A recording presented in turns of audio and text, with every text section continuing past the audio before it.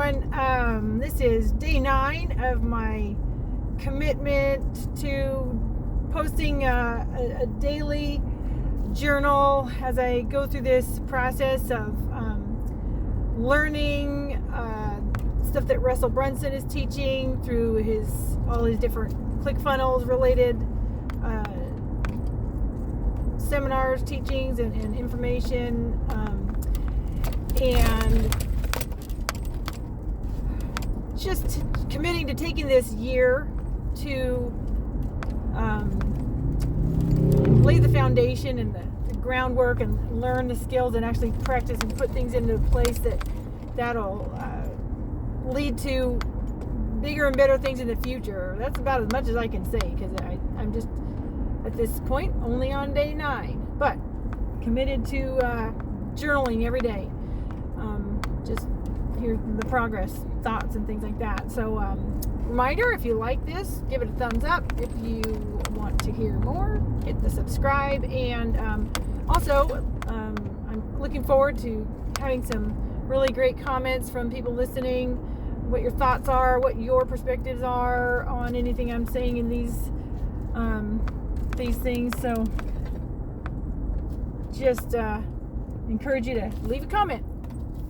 I will be answering the comments when they are understandable. Somebody left a comment for me the other day, which I didn't even understand, so I couldn't reply to it.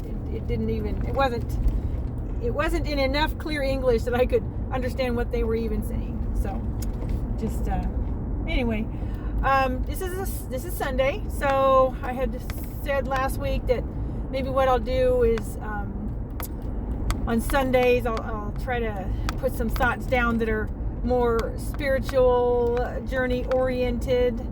At the very least, that's getting that topic of one of my top 5 most important things in my life. That's making sure that's on a regular, predictable schedule. That's the day I'm talking about those types of things. So on those lines, Keith and I were talking. That's Keith, my husband. We were talking this morning over coffee, and here's one thing. We have our entire marriage. At the beginning, probably didn't do it as much, but I was in school and he was working a different shift, so for a while we didn't. But for the majority of our marriage, and we're going on 29 years this year of marriage, the majority of our marriage, we have had coffee time together in the morning. So usually Keith makes the coffee, but sometimes I do. We just sit down. The kids are still asleep. We have our mornings. The mornings are our quiet time. So we just have made it a point, even if it meant getting up extra early, we shoot for an hour, at the minimum a half hour, where we're just sitting across from each other, where we can look at each other, have a cup of coffee, and talk about whatever's on our mind, whatever the day is, important things. By making that a regular part of our routine, it has led to a similar thing that I think what Russell Brunson was talking about in committing to journaling your process, committing to for a whole year, journaling every day. I think the same type of thing or similar things are achieved. Just having that regular daily time, it creates the opportunity for thoughts and conversations that don't happen when you don't have that routine. I mean, and honestly, sometimes we don't really have anything pressing or needing to talk about, but we know when that happens, we think of something. We maybe bring up talking about something that we don't normally get to. So because we have that regular routine, we have those times occur where there isn't anything to talk about, and it's an opportunity for those things that tend to just sometimes not ever get talked about without the opportunity. So it's just been a really great time. After we talk, we have our visit. When last thing we do, we pray together. That we haven't always done that, but and then on days where we've run out of time or we get interrupted, there's some reason why we don't rush through it and pray together just because we feel like we have to. We don't want to be rushed in that part, so there's times where we don't actually pray together before we part ways, but for the most part we do, and that's always nice too. It just is a way to start our day being like-minded. If we happen to be in disagreement about something or just not aligned in some way, and we haven't resolved it during the morning talking, it then at least gives us a point where we can commit that process to God and at least voice that we are both committed to working through whatever the issue is, and that we're going to revisit it. But it just helps, I think, unify us to be committed to continuing the process of ironing out whatever it is that might need to be ironed out. And that is a part of a person's spiritual walk. Regardless of what you believe in,